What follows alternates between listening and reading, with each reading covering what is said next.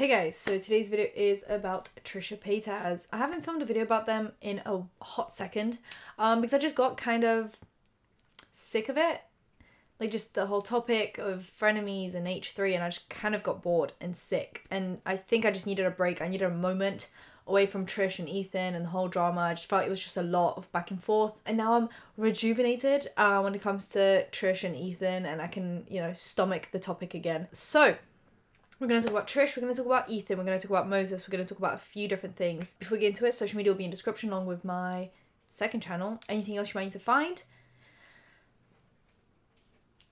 And let's just get into it. So, I'm going to go back into some things that I've missed. Now, Trish has gone off completely away from the vegan stuff, away from the meditation, the Hare Krishna, which was a whole issue in itself.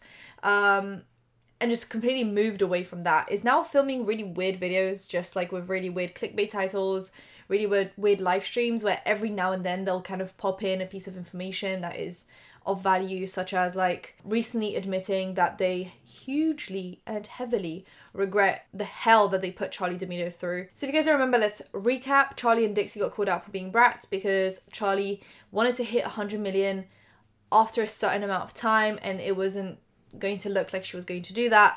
And then Dixie didn't want to eat the snails that were prepared by their chef and wanted nuggets instead, which, like, look, preference. Some people don't want to eat snails. Personally, makes me feel a bit sick just thinking about eating snails. My personal preference. To each their own. I don't think it makes them brats. They're also teenagers. So Trisha Paytas then went off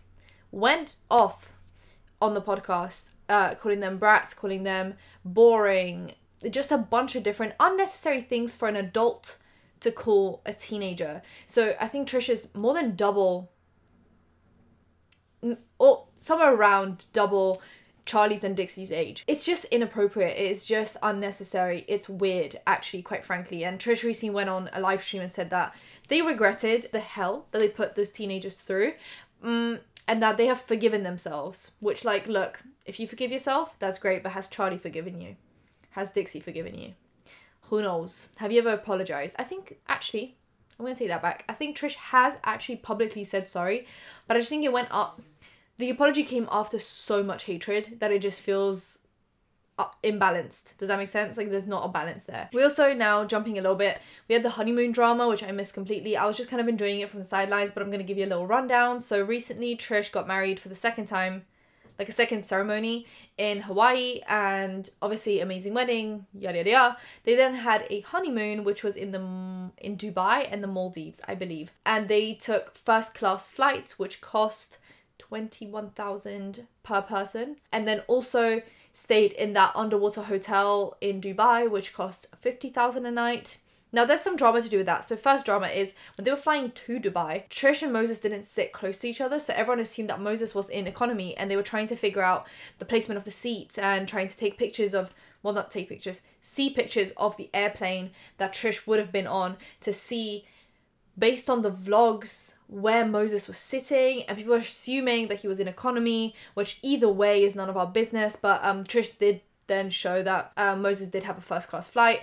I guess these comments are like supposed to offend me, but like even if I spent every last dollar, at least I'm like enjoying my life. That's what I like to preach. I never claimed to be like super wealthy.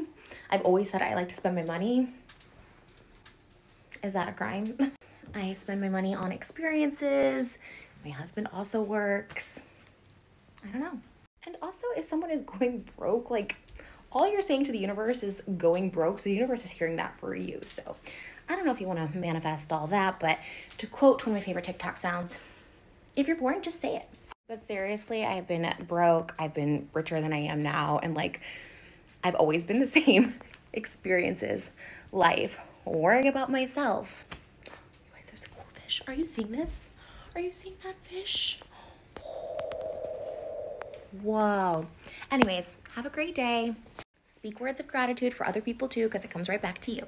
You know what I don't understand is people's like elitist comments like this. Like, one, my husband would be that husband that would let me take a first class flight and sit in economy. He wasn't. You can check his TikTok. I'm not the type of wife who would do that. Obviously, if we weren't going to splurge, we could just do economy. There's nothing wrong with economy, especially going to the Maldives. How many people get to go to the Maldives in their life? time, like, it's expensive, so there's nothing wrong with the economy. I don't know, comments like this give me that same energy as when I was renting my home, and they're like, oh, well, she doesn't have money because she's, like, renting her house. And it's like, what is people's obsession with how people live their life and spend their money and what class they're in? Like, I share this stuff because, like, I'm a content creator, but, like, dang, y'all out here be, like, hating on everything. Just, you know, stop and enjoy the fishies. How about that? Okay, thanks. So good for them for spending $42,000 on plane tickets. That is more than most people's salary for the year. Just want to put that out there. Just a wild thought. Second thing, the $50,000 a night hotel room, which Trish did not want to stay in.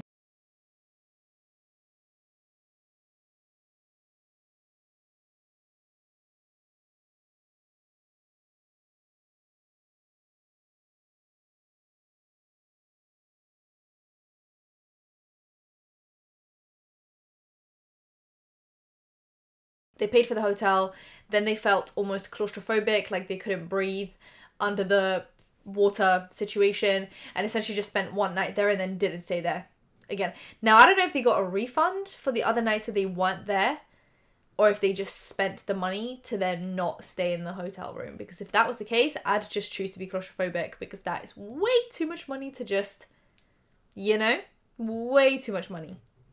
Now, we also have some frenemy drama.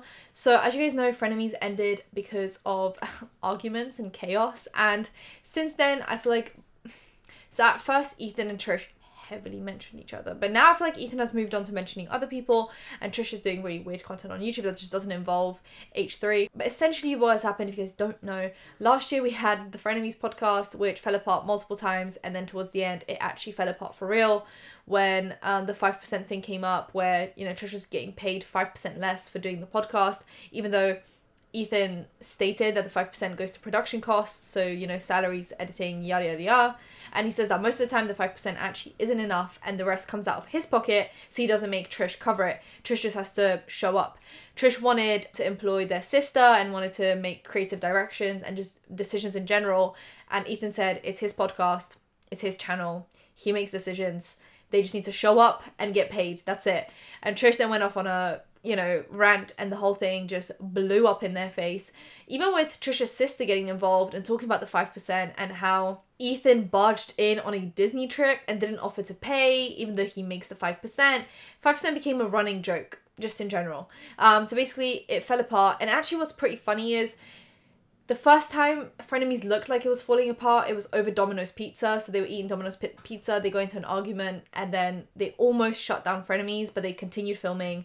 And then the second time, which was the time I just mentioned, they also had Domino's Pizza, and it actually fell apart this time. So, knowing all of that, since then, they've been going back and forth a lot. And obviously, it got pretty deep towards the end, mainly with, for example, Ethan's mum sending a message to Moses saying that if anything was to happen to Hila's pregnancy, because at the time Hila was pregnant, that Ethan's mum would blame it on Trisha because of the stress that Trish was causing to the family by posting multiple videos, multiple TikToks, multiple tweets, exposing Ethan or trying to expose Ethan and the family and the channel. And then Ethan would clap back, and it would just be an ongoing cycle.